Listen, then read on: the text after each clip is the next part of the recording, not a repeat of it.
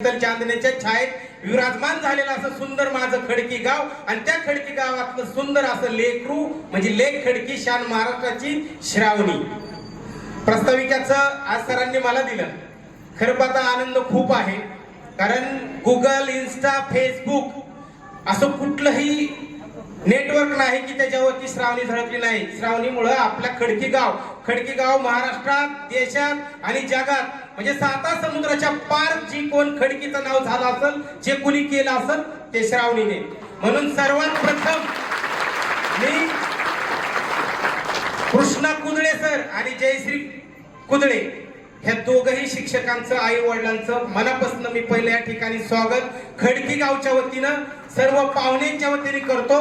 कारण असं छानसं रोपटं त्यांनी या खडकी गावात उभा केलं, त्या छानशा रोपटाने त्यांना एवढं मोठं खडकी गावाचं नाव केलं।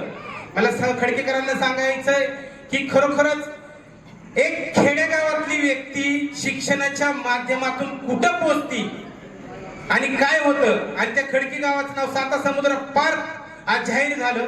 मला सांगा, प्रत्येक आपण मोबाईल काढला की प्रत्येकाला इंस्टा, फेसबुक आणि गुगलवर सगळं दिसत होतं, तर फक्त श्रावणी दिसत होते। आपल्या गावची शान म्हणजेच खरखर श्रावणी।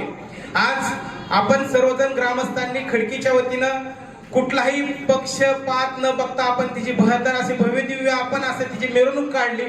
खरंच मनापासून आनंद झाला, प्रत्येकाने आनंद घेतला।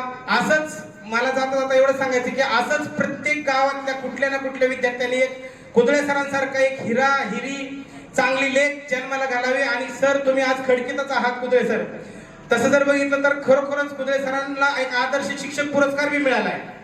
सांगायला आनंद याच्यासाठी वाटतो की खडकीतली एवढी मोठी लोक आपली चांगल्या पदावरती गेलेले आहेत, हा अभिमानास्पद आहे। आणि आज खरंच आपण तिचं जल्लोषात आपण या ठिकाणी स्वागत केलं। मनापासून मी खडकीकरांचं, सर्व तरुण पिढीचं, काहीतरी तरुण पिढीने घ्यावं, तरुण पिढीचं सर्वांचं